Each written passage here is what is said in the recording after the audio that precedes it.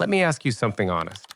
When was the last time you made a real decision without first wondering what someone else would think about it? Because most people, if they're being truly honest, can't remember. And that's not weakness. That's what happens when you've spent years quietly building your entire life around other people's approval without even realizing it. Today, we're breaking that apart completely.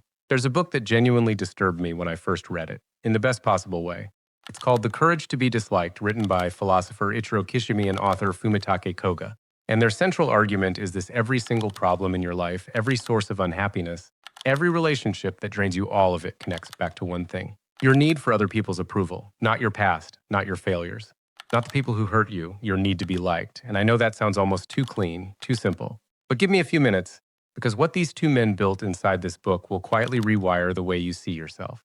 Their framework is rooted in the psychology of Alfred Adler, a man who believes something that still feels radical today.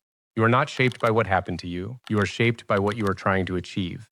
Every emotion you carry, every habit you can't shake, every thought that loops at 2 a.m. According to Adler, none of it is happening to you randomly. All of it is in service of a goal you set. Even if you have absolutely no memory of setting it, that changes everything. Here's where it gets personal. Picture someone who desperately wants a new job. The interview gets scheduled, and then the anxiety arrives. Heavy, suffocating. They can't prepare. Can't focus. Day of the interview, they don't go. Everyone around them says the anxiety stopped them. They probably believe it too. But Kishimi and Koga would say something completely different. The anxiety wasn't the obstacle. The anxiety was the plan. Because the real goal was never the job. The real goal was to never have to find out if they were good enough. Fear protected them from that answer. It did exactly what it was designed to do. Sit with that for a moment, because if your emotions are tools you created, then you have the ability to create different ones. Now, I know what some of you are thinking. What about real pain? What about things that happened in childhood? Things you didn't choose, things that genuinely broke something in you. The authors don't look away from this. They walk straight into it.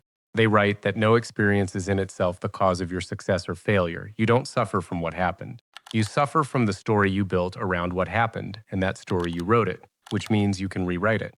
This is not about minimizing your pain. It is about refusing to let your past own your future. Two people can go through the exact same experience and build completely different lives. The experience didn't decide, they did. So here's the uncomfortable question that sits at the center of all of this. If we have this much power over our own lives, why would anyone choose unhappiness? Because sometimes unhappiness is useful. When approval becomes your primary goal in life, you hand the steering wheel to everyone around you.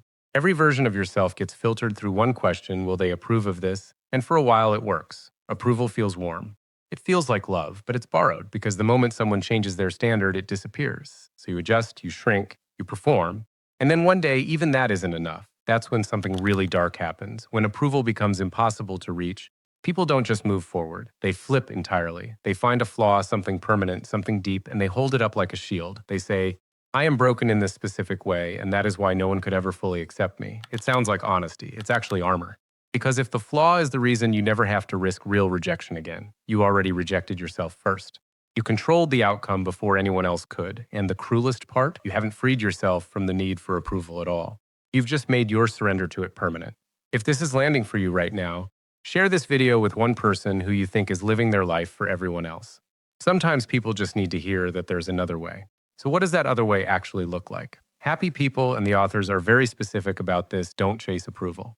They chase contribution. Instead of asking, does this person like me? They ask, am I actually useful to someone right now? And that single shift in question changes the entire emotional landscape of a life. Because contribution gives you something approval never can. It gives you a feeling that doesn't depend on anyone else deciding to hand it to you. You create it, you feel it, it's yours. And here's something even more powerful.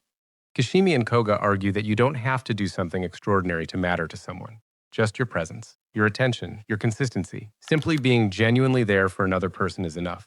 You don't have to earn your place in this world, you already have one. Happy people also don't see life as a competition. So when someone around them succeeds, they feel it as a good thing, because another person winning takes nothing from them. Their sense of self isn't sitting on a scoreboard somewhere. They live here in the present, not waiting for the achievement that finally makes them worthy. Finding quiet meaning in small moments, in real connection, in the simple fact of being alive and showing up for the people around them. Here's what all of this comes down to. No matter how good you are, no matter how careful, how kind, how thoughtful, some people will not like you. That is not a problem to solve. That is just the truth of being a human being in the world.